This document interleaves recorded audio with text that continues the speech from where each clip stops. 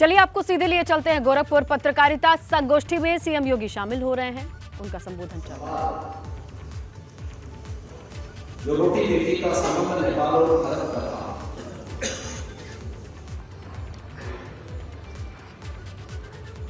दो श्रमिक लेकिन एक आत्मा और जो एक भाव था, इस भाव के साथ जुड़ते हुए प्रारंभ किया था। मैंने देखा था कि उस समय गोरखपुर में थी और लखनऊ में नेपाल से जुड़ा हुआ मीडिया का एक ग्रुप मेरे पास से आया था। उन्होंने गोरखपुर पत्रकार समिति के इस कार्यक्रम की अत्यंत सराहना की और उसके बाद उन्होंने नेपाल के अंदर जो रिपोर्टिंग की, मैंने उसके बाद देखा कि 2-3 डेलीगेशन मेरे पास नेपाल से आए, चैम्बर ऑफ इंडस्ट्रीज से, चैम्बर ऑफ कॉमर्स से, यूथ से जुड़े हुए, टूरिज्म से जुड़े हुए, एक अच्छी पहल बनी थी। लेकिन बीच काल में इस सदी की सबसे बड़ी महामारी कोविड के दौरान वे सब बात हुआ, लेकिन एक नई भूमिका के साथ आज यहां पर गोरखपुर की पत्रकार समिति इस अभियान को लेकर के आगे बढ़ रही है, अत्यंत सार्थक है, अभिनंदनीय है और मैं इस पहल का स्वागत करता हूं और धन्यवाद देता हूं गोरखपुर पत्रकार समिति के, तो उन्होंने यहां पर आज इस गोष्ठी को किया है। यद्यपि इसमें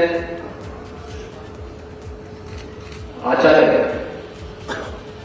मिथिलेश नंदन शरण जी के और यहां पर आचार्य बद्री नारायण जी के विचारों को विस्तृत रूप से सुनने की आवश्यकता है, क्योंकि दोनों अपने अपने क्षेत्र के विशिष्ट वक्ता है और उनकी बातों को उतनी विस्तार से सुनने के लिए उतना ही समय भी चाहिए। लेकिन ये एक पहल है, इस पहल को थमने नहीं देना चाहिए, आगे बढ़ने देना चाहिए, क्योंकि परिदृश्य जो नया जो बदलाव दिखाई दे रहा है, ये वास्तव में आज की आवश्यकता है और आज की आवश्यकता के रूप उठाए गए कदम अपने परिणाम भविष्य की गति में छोड़ देते हैं और परिवर्तन याद रखना ये प्रकृति का नियम होता है। अगर परिवर्तन के साथ हम नहीं चलेंगे तो स्थिति हमारी ऐसी होती है जैसे जले हुए पानी की होती है, उसमें सड़ आ जाएगी, जड़ता आ जाएगी और जड़ता हमेशा खतरनाक होती है, क्योंकि पंच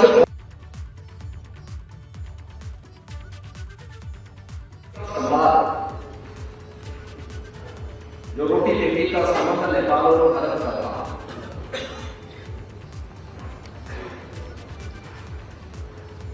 दो श्रमिक लेकिन एक आत्मा और जो एक भाव था, इस भाव के साथ जुड़ते हुए प्रारंभ किया था। मैंने देखा था कि उस समय गोरखपुर में थी और लखनऊ में नेपाल से जुड़ा हुआ मीडिया का एक ग्रुप मेरे पास से आया था। उन्होंने गोरखपुर पत्रकार समिति के इस कार्यक्रम की अत्यंत सराहना की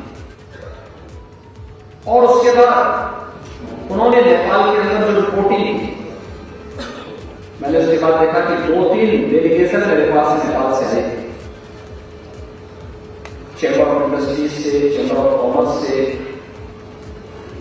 यूथ से जुड़े हुए, टूरिज्म से जुड़े हुए, एक अच्छी पहल बनी थी। लेकिन बीच काल में इस सदी की सबसे बड़ी महामारी कोविड के दौरान वे सब बात हुआ, लेकिन एक नई भूमिका के साथ आज यहां पर गोरखपुर की पत्रकार समिति इस अभियान को लेकर के आगे बढ़ रही है, अत्यंत सार्थक है, अभिनंदनीय है और मैं इस पहल का स्वागत करता हूं और धन्यवाद देता हूं गोरखपुर पत्रकार समिति के, तो उन्होंने यहां पर आज इस गोष्ठी को किया है। यद्यपि इसमें आचार्य मिथिलेश नंदन शरण जी के और यहाँ पर आचार्य बद्री नारायण जी के विचारों को विस्तृत रूप से सुनने की आवश्यकता है, क्योंकि दोनों अपने अपने क्षेत्र के विशिष्ट वक्ता है और उनकी बातों को भी विस्तार से सुनने के लिए उतना ही समय भी चाहिए।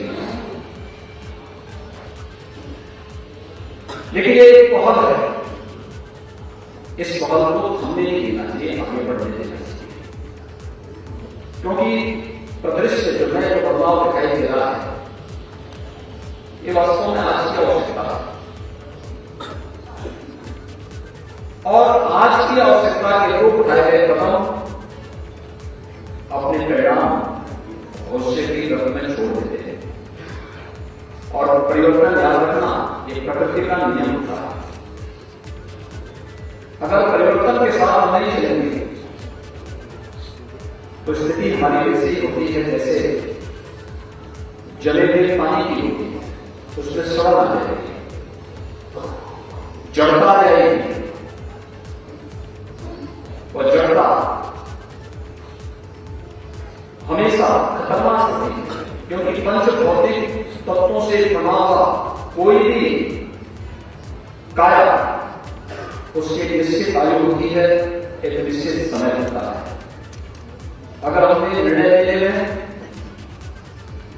समय गंवाया तो समय हमें गायब कर देगा और इसके आज के प्रत्यक्ष में हम सब की भूमिका भी उसी प्रकार की प्रासंगिकता है जैसे आप देश क्षेत्र देख रहे हैं। अभी हमने इस देश की आजादी के महोत्सव के आयोजन को संपन्न किया है। आदरणीय प्रधानमंत्री जी ने जब देश आजादी के 75 वर्ष के आयोजन के साथ जुड़ा था, आपने देखा होगा, पता नहीं 1947 में जब देश आजाद हुआ देश में खुशी थी, लेकिन विभाजन का परिणाम भी था। 1947 में भारत के आन शान का प्रतीक तिरंगा हर घर पर लगाया था कि लगाएगा हम नहीं कह सकते, लेकिन देश जब अपनी आजादी का अमृत महोत्सव मना रहा था तो प्रधानमंत्री मोदी जी ने हर घर तिरंगा के माध्यम से हर परिवार को आजादी ये बदलाव होता परिदृश्य है, ये परिवर्तन आप सबने महसूस किया होगा। कैसे हर घर में तिरंगा आ जाए और स्वतःस्फूर्त भाव के साथ आवश्यकता पड़ी तो देश के कानून में संशोधन किया जाएगा, लेकिन हर व्यक्ति को अपने राष्ट्रीय प्रतीक को अपने घर के ऊपर बनाने की पूरी स्वतंत्रता दी गई। बड़ी हवेली से लेकर के झोपड़ी तक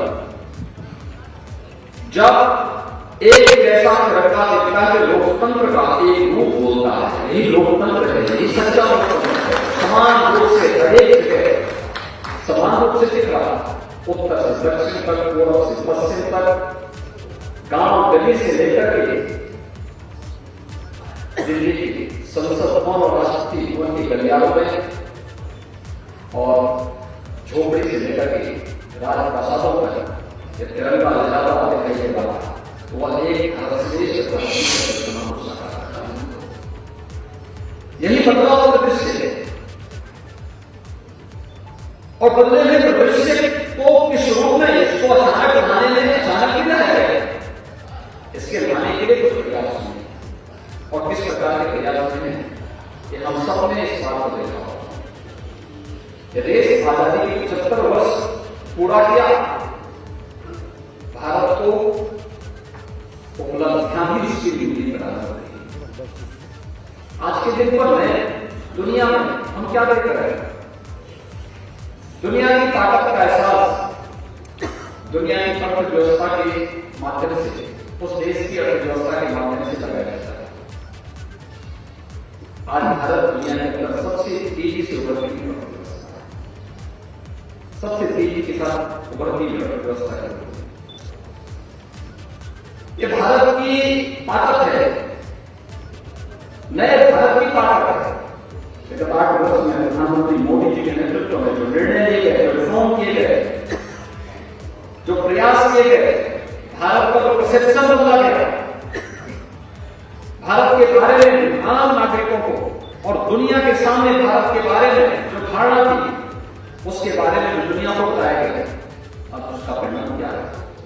हर व्यक्ति आज इसको सोचने की मजबूर हुआ कि नहीं, भारत के बारे में लोगों की सोच रही है, भारत के बारे में लोगों की धारणाएं बढ़ रही है, भारत को लोग अच्छी दृष्टि से देखने लग रहे हैं, भारत दुनिया का नेतृत्व कर सकता है, आगे देखने दिखाई दे रहा है और संयोग से वह आ भी गया है। आजादी के अमृत महोत्सव का आयोजन अभी चल ही रहा है। भारत दुनिया की उस ब्रिटेन को प्रचार करके, जिस ब्रिटेन ने भारत पर 200 वर्षों तक शासन किया, उस ब्रिटेन को प्रचार करके दुनिया की 5वीं बड़ी अर्थव्यवस्था और यही नहीं, दुनिया के उन 20 बड़े देशों को जिन्हें G20 के रूप में जाना जाता है। G20 के वे देश जिनमें दुनिया की आबादी का 60% की आबादी निवास करती है। वे 20 देश जिनका दुनिया के 75% ट्रेड पर अधिकार है। ये वे 20 देश हैं जिनका दुनिया की 85% जीडीपी पर अधिकार है। ये वही 20 देश हैं जिनका दुनिया के 90% पेटेंट पर अधिकार है। उन 20 देशों का G20 के देशों का नेतृत्व अगले वर्ष तक प्रधानमंत्री मोदी जी के हाथों में है और इस अवसर पर भारत को आयोजित करने का अवसर प्राप्त होगा। दुनिया आएगा ट्रेड के लिए, टूरिज्म के लिए, टेक्नोलॉजी के लिए भारत को एक नए मंच के रूप में देखने को मिल रहा है। अवसर में उत्तर प्रदेश के अंदर भी 11 आयोजन हैं। उन आयोजनों के साथ उत्तर प्रदेश जुड़ रहा है। ये नया भारत और इस नए भारत के साथ जुड़ने के लिए लोकतंत्र के स्तंभ को, जब पूरा भारत एक स्वर में बोलता है, 140 करोड़ की आबादी का भारत एक स्वर में बोलता है, दुनिया के अंदर 140 करोड़ की ताकत दिखती है।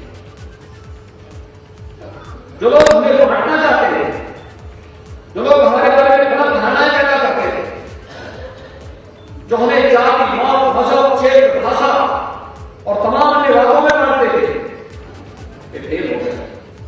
कोरोना महामारी के दौरान उनके सभी आंकड़े ध्वस्त हो गए। वे अपने देश को एक नहीं कर पाए, लेकिन भारत, मोदी जी ने कहा ताली पीटो, पूरा देश एक साथ ताली पीट रहा है। 140 करोड़ का भारत एक साथ ताली पीट रहा है। मोदी जी ने कहा लॉकडाउन होगा, हर व्यक्ति लॉकडाउन के साथ जुड़ा। मोदी जी ने कहा कि चांद है, जहान है, तो लोग इस मंत्र को निकाल करते थे, अपने घरों में बंद थे। और मोदी जी ने कहा जान भी है, जहान भी है, दोनों एक साथ चलेंगे। लोगों ने कोरोना नियमों का पालन करते हुए सही गतिविधियों को चालू किया। अनुशासन का पालन किया। जीवन में अनुशासन का क्या महत्व होता है? कोविड का प्रबंधन और आम जनमानस का देश के नेतृत्व के प्रति निष्ठा का भाव, उसका एक आदर्श उदाहरण है और यही कारण रहा है 140 करोड़ की आबादी का भारत बेहतर परिणाम दुनिया में देने में सफल रहा है। और दिनों में इसीलिए आज के इस बदलते हुए देश हम सबको भी अपनी भूमिका के साथ हम सब जानते हैं उत्तर प्रदेश देश की आबादी का सबसे बड़ा राज्य है। 25 करोड़ की आबादी उत्तर प्रदेश में निवास करती है। और केवल उत्तर प्रदेश नहीं, बल्कि हमें तो उत्तर प्रदेश की जहां बात करते हैं, अगल बगल के राज्यों से भी लोग अपनी शिक्षा के लिए, अपने स्वास्थ्य के लिए, अपने व्यापार के लिए, रोजगार के लिए उत्तर प्रदेश में रुका है। और हम सब एक मानवीय संवेदना सबके प्रति रखना भी चाहिए। आखिर हमारे देश का नागरिक है, हम उसके साथ भेदभाव नहीं कर सकते। लेकिन इस सब के बावजूद उत्तर प्रदेश आज बदलते हुए प्रदेश से अपने आप को किस रूप में आगे बढ़ने का प्रयास कर रहा है। पिछले 5.5-6 वर्ष के दौरान आपने उत्तर प्रदेश के अंदर तब्दीली प्रदेश को देखा। गोरखपुर में उत्तर प्रदेश के अंदर जो कुछ हुआ और उस बदलते हुए प्रदेश में जब हम लोग निर्णय ले रहे थे, बहुत सारे लोगों के जब निर्णय लेते हैं, ऐसा नहीं कि कोई निर्णय अचानक एक झटके में ले लेते, क्या कोई कानून बनता है एक झटके में नहीं बनता, अलग अलग स्टेजेस में चर्चा होती है, व्यापक विचार विमर्श होता है, फिर हम उसके सभी पक्षों को ध्यान में रख करके निर्णय लेते हैं। लेकिन पब्लिक डोमेन में बहुत सारी चीजें नहीं करनी चाहिए, नहीं आ पाती, या हो सकता है लोग संज्ञान नहीं ले पाते। उन स्थितियों में बहुत बार लगता है कि क्या अचानक कोई बात लागू हुआ है, लेकिन जब बहुत बार लोगों को लगता है, लेकिन जब परिणाम आते हैं लोगों को लगता है नहीं अच्छा। उत्तर प्रदेश आज इस दिशा में आगे बढ़ रहा है। ये भारत के लिए आवश्यक है। उत्तर प्रदेश अगर विकास की दौड़ में पिछड़ जाएगा तो भाइयों बहनों, देश जिस रफ्तार से आगे बढ़ रहा है, 1/5 पॉपुलेशन अगर उस रफ्तार के साथ पीछे छूट जाएगी तो फिर वो समग्र विकास की अवधारणा जो देश के नेतृत्व की है उसको पूरा होने में समय लगेगा। और इसलिए उत्तर प्रदेश को उससे ज्यादा स्पीड से आगे बढ़ना होगा, उससे अच्छे अनुकूल वातावरण भी देना पड़ेगा, परिणाम भी देने पड़ेंगे। इसके लिए मानसिक रूप से अपने आप को तैयार करना होगा। और विगत 5.5-6 वर्षों के अंदर जिन क्षेत्रों में हम लोगों ने अपने कार्यक्रम आगे बढ़ाए हैं, मेरा मानना है उत्तर प्रदेश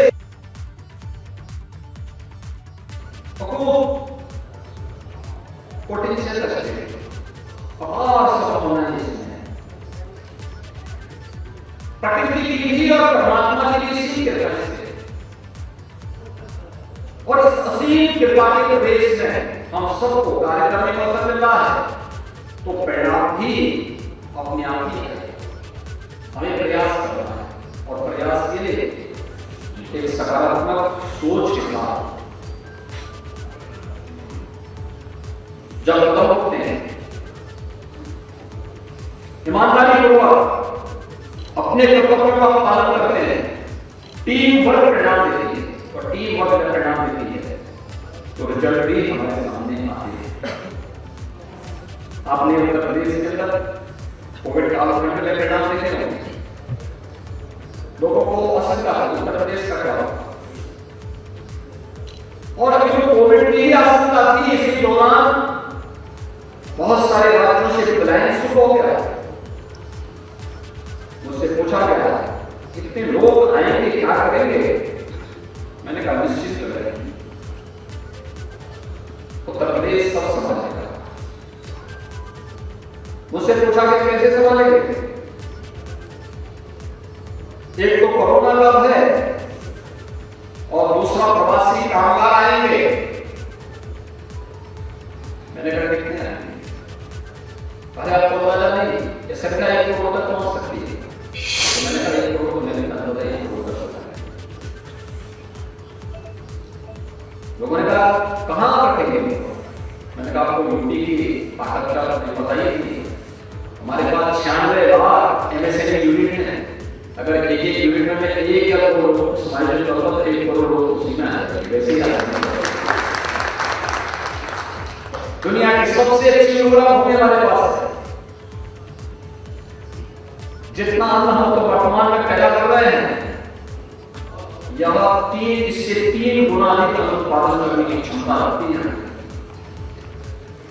जल संसाधन दुनिया का सबसे अच्छा जल संसाधन हमारे पास है, ये सब हमारे पास है, इसलिए यहां से यूपी से निश्चित करते हैं।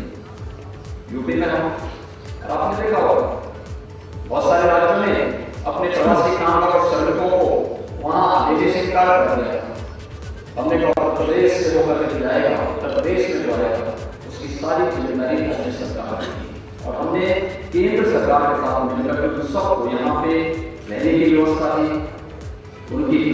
व्यवस्था की, उनके उपचार की व्यवस्था भी की, और फिर जब राज्यों ने अपने यहाँ के गौरव वहां तक पहुंचाने की व्यवस्था की और समाज एक मानवीय पक्ष था और हमारा राष्ट्रीय कर्तव्य था। संकट के समय कोरोना की लड़ाई किसी व्यक्ति की नहीं, किसी सरकार की नहीं, देश की लड़ाई है। इस देश की लड़ाई में हम सबको मिलकर के इस कार्यक्रम में लड़ाई करना है। ये प्रेरणा आते हैं। गोरखपुर में इंसेफ्लाइटिस, इस पूर्वी उत्तर प्रदेश में इंसेफ्लाइटिस की लड़ाई को आपने देखा होगा। इंसेफ्लाइटिस जुलाई से नवंबर तक का होना, यहां पे बहुत सारे क्षेत्रों में है और औसत के लिए जाना जाता है। पता नहीं कब ये बीमारी किस बच्चे को अपनी चपेट में ले ली और किसको निकल गई। एक है, एक आतंक, एक दहशत। 40 वर्ष में 50,000 बच्चों की मौत हुई है इंसेफ्लाइटिस से उत्तर प्रदेश में, और उसका मुख्य केंद्र बिंदु गोरखपुर और उसके आसपास के जनपदों का, जो कि एकमात्र मेडिकल कॉलेज गोरखपुर में था, इसलिए मौतें ज्यादा गोरखपुर में होती थी। सभी के लोग आते थे गोरखपुर में ही, यही मौतें होती थी। प्रबंधन, बेहतर प्रबंधन, समन्वय, टीम वर्क कैसे करना देता। 95% आज इंसेफ्लाइटिस की मौत को हम नियंत्रित करने में हम लोगों ने सफलता और अगले वर्षों से इंसेफ्लाइटिस हमेशा के लिए खत्म हो जाएगी। समाज पूरी तरह उसको नियंत्रित कर रहे हैं, लेकिन कुछ चीजें हैं जिस पर विचार होता है उससे कि भाइयों बहनों, इंसेफ्लाइटिस का वैक्सीन जापान में 1905 में बन गया और 1905 से भारत में उस वैक्सीन को आने में 100 साल लगे। 2005 में यहाँ जापानी इंसेफ्लाइटिस का वैक्सीन बना, 100 वर्ष।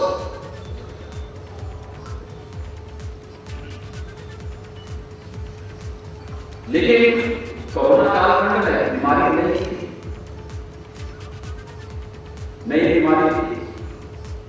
भारत में मात्र 9 महीने के अंदर दुनिया की सर्वश्रेष्ठ वैक्सीन लीडरशिप, दुनिया के अंदर सबसे अच्छा वैक्सीनेशन का ड्राइव भारत के अंदर चला। हर एक व्यक्ति को 2 डोज तो लगी ही, लेकिन साथ साथ प्रिकॉशन डोज भी फ्री में लगभग 30% से अधिक लोगों को लगती है। अभियान चल रहा है, बड़े पैमाने में कार्यक्रम पालन किया जा रहा है, और इसीलिए आज की उत्तर प्रदेश के प्रत्येक में जब हम बात कर रहे हैं, हमें इन बातों को सोचना होगा कि हमारी भूमिका केवल आलोचना तक ही या आलोचना तक ही सीमित रहेगी, या उस सकारात्मक भूमिका को लेकर के जिसे पत्रकार समिति ने अपनी पत्रकारिता के धर्म का निर्वहन करने के साथ साथ अपने कार्यक्रमों के माध्यम से समाज को उसके साथ जोड़ने का इंटरेक्शन का नया तरीका अपनाया है। नेपाल की मीडिया के साथ बैठ करके गोरखपुर के आज भी मैं देख रहा था मंच पर उन उद्यमियों को या समाज जीवन से जुड़े हुए उन सभी लोगों को अपने साथ जोड़ने का कार्य, जिन लोगों ने अपने क्षेत्र में कुछ नया करने का प्रयास किया, उनको भी आज मंच पर सम्मानित किया जाए। एक सकारात्मक दृष्टि है, हम उसे नजरअंदाज नहीं कर रहे हैं, हम केवल रिपोर्टिंग नहीं कर रहे हैं, लेकिन रिपोर्टिंग करने के साथ साथ उनके प्रोत्साहन के लिए अपने मंच का इस्तेमाल भी कर रहे हैं कि हमारा मंच उनको प्रोत्साहित करेगा कि आप अच्छा कर रहे हैं। क्योंकि मेरी जहां पहले जिम्मेदारी अपनी मीडिया की प्रति है।